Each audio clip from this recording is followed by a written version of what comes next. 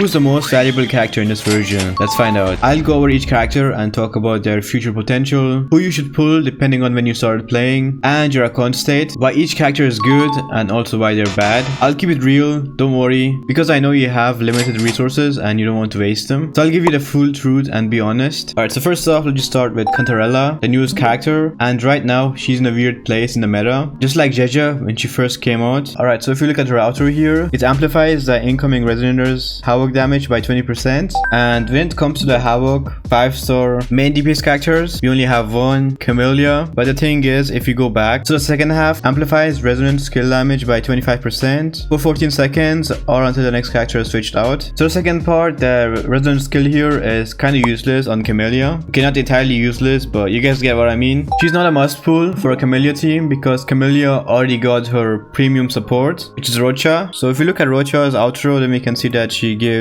Havoc amplification by 20%, so the same, but she also gives basic attack damage amplification, which Carlotta needs. And the thing is, if you look here, the amplification here, it only lasts for 14 seconds or until the character is switched out. So yeah, you would have to go to Cantarella and then to Camellya, but then you can't give Camellya the outro from Roccia, so yeah, this will be wasted in that team. But let's say we ignore the Havoc damage bonus here and just look at the skill damage bonus, so 25%, which is actually less than some of the 4-stars. So if you go to Tauchi here, 38% skill damage bonus. All Lumi here, as you can see, again 38% skill damage bonus. So this would be less ideal, but she has off-field damage, so yeah, I guess she's better than those two because she does her own damage when she's off-field. And if she were to only boost resonant skill, then we have two options when it comes to the limited 5-stars. So the first option is of course Carlotta. She needs the skill damage, but then again, it's the same story as Camellya. Since we already have Jeja, again, if you go to her skills here and then the outro, she gives Glacio damage amp, which Carlotta needs, and the same skill damage amp, which again Carlotta needs. So there's no reason to go for Cantarella when Jeja exists if you're only looking to upgrade your Carlotta. Okay, so why did I talk about Carlotta first? Well, that is because Cantarella is in the exact same spot that Jeja was when she first released. So she was a premium support for a DPS that wasn't out at that time, which again is Carlotta. So everyone said that she was useless and bad, but those same people started praising her now that Carlotta's out, her premium teammate. And trust me, the exact same thing will happen with Cantarella. And again, I'm gonna use Jeja as an example here. She got her rerun at the same time where her premium teammate came out, so the same thing will probably happen again with Cantarella, and she will get a rerun too when her premium support comes out. And by then people will be all like, oh my god, Cantarella is broken. I mean, if you look through her kit, then you'll notice that they mention echo skill a lot and have her attacks be considered as echo skill. So Kuru is probably cooking something and she'll be broken on her rerun. I mean, if you look at her design and the amount of marketing that she got, she currently has the best splash art in the game. Kuru definitely has big plans with her, but she's not completely useless right now. Her skill damage amp and of course her ultimates coordinated attacks help Jinhsi fill up her foray super fast. And the fact that Jinhsi hasn't gotten a premium support yet is probably because she already does too much damage. So the only way that they would give her a premium support is if they release another character that does close to or more damage than her, then yeah, they will give her a premium support so that she can keep up. But again, she's the magistrate, so maybe if the magistrate of Resonator is a DPS too, then we could see that happening. But it's too early to say, and to be honest, Jeja already does her job perfectly in a Jinhsi team, and the only reason why you would still want Cantarella if you have Jinhsi is A, since you want to use Jeja with Carlotta, or B, because you like her design, which is a good point. I mean, think about it this way. If you pull the characters that you like, then you'll enjoy the game more and play longer, so there's nothing wrong with going for characters just because you like their design. The game is pretty well balanced, and you can clear stuff with any character that you want as long as you put in the time. But yeah, since most people who clicked on this video are free to play with limited resources, I would have to say that Cantarella currently has the lowest pull value in this version, especially since the other two characters in this version are so broken that they're the best in what they do, and you only need two 5-star healers, so Verena and the Shorekeeper, since they are the most universal ones that work with every single team regardless of the element. Even their outros, if you look at their outros, you can see that they give all type damage amp. Same thing with Verena here, it's the same story, all type damage amp. As for Cantarella, she's more specific. She wants Havoc, skill damage teams, but don't worry, since her premium team is not out yet, and she will probably get a rerun by the time that they release her premium teammate. So yeah, out of the 3 characters in this version, she is the one with the highest chance of getting a rerun soon. But if you want to be extra sure that you're making the right decision, then wait until the last day of her banner, since the next version is the anniversary patch, to see if they release the drip marketing for the next few versions at once, and this version will be super short since they're saving everything for the anniversary version. Next we have Camellya. She's really good, especially for AoE content like Whimpering Wastes. If you're struggling with that, then yeah, she's a pretty good pickup, especially for free-to-play. And a lot of people prefer her free-to-play team over her premium team. So for a free-to-play team, we have Camellya, Sanhua, which you get for free at the start of the game. And then for the last slot, Verena, which you should have by now. I mean, they gave you a free ticket and the best option there would be Verena. So yeah, this would be her free-to-play team. The only problem that you might face with this team is that you have 2 sword users. So only one can use your Emerald of Genesis. I would just give Camellya the Emerald of Genesis. And Sanhua would get the Commando or the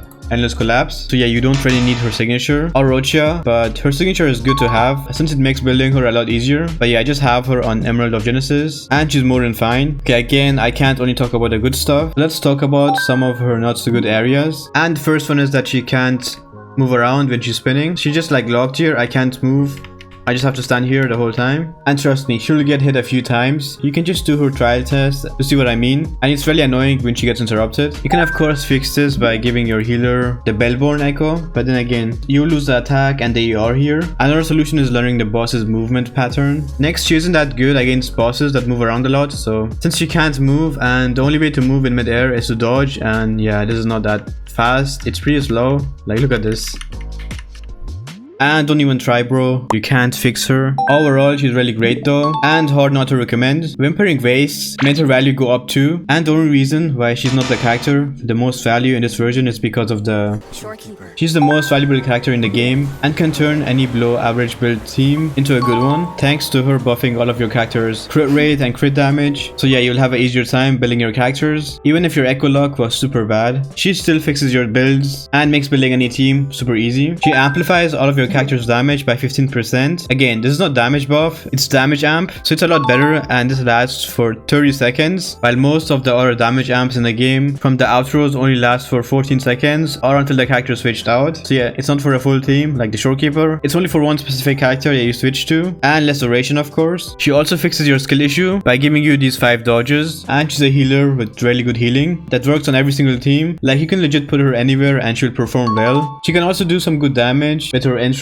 if you give her some crit damage, and her intro always crits. Even with 0 crit rate, it will always crit. She's one of the most free-to-play friendly build characters. Just give her the variation, a 4-star weapon that's almost as good as her signature weapon. This also works on every single healer in the game, so even if you level this right now, you can always give it to another healer when you eventually get her signature if you want, but you don't need her signature weapon. Next, you just need 2 ER 3-cost echoes. The substats don't really matter. Just give her the first 2 ER ones that you get and the fallacy of no return, and bam, you have her max potential at 0. You don't even need to max her skills, as you can see here guys, they're all just 6. So yeah, as you can see, she's pretty cheap to build and really easy. She only needs like 230 ER, since the fallacy of no return gives her 10 ER, and then if you go to her skills, inherent skill 2, she gets another 10 ER from here. But of course, if you can, some ER rolls can be good on her, so get them if you can. But yeah, I just can't recommend her enough. She's really great and the most valuable character in the game in my opinion. Alright, so since I also have to list a few bad things about her, then here we go. She really needs a ER and conservative weapon, so the variation or her signature, but the variation gives her more conservative since you can R5 this. Her signature, yeah, dream on unless you spend money, and R5 this to get more conservative. But yeah, if she doesn't have a conservative weapon, then she might feel slow in the tower, especially on her first rotation until you get her enhanced intro. But again, it depends on the team. I would still pull for her no matter what. I don't think that she'll be getting a rerun anytime soon, so yeah, now is probably your only chance to get her, so go for it and let me know how your pulls go. So yeah, if I had to rank them from best to worst for new players and old players that don't have just characters, then yeah, the best would be the Shorekeeper, and then we have Camellya, and if you have these two, then you can think about getting Cantarella. But if you only have enough for 2 5-stars, then I would try to get Camellya without her signature weapon. Her weapon is pretty niche and she's the only one who can use it to its max potential, so yeah, just get Camellya and the Shorekeeper if you can without their weapons and you should be good. But only go for Camellya if you're sure that you have enough pulls for the Shorekeeper. Otherwise, don't go for Camellya, just put everything into the Shorekeeper to get her S0. And the last tip for the people who want to play this game for a long time, just pull for the characters that you like. Meta is temporary and you can clear the game with any character that you want as long as you put in the time. So yeah, just pull for who you like and you'll enjoy the game more and play longer. And if you need any help, then you can join our Discord server and ping the help role. I have a build guide on all of these characters in case you're interested. If this video helped you, then you can help me by liking and subscribing, and yeah, have a wonderful rest of your day or night. Thank you so much for watching.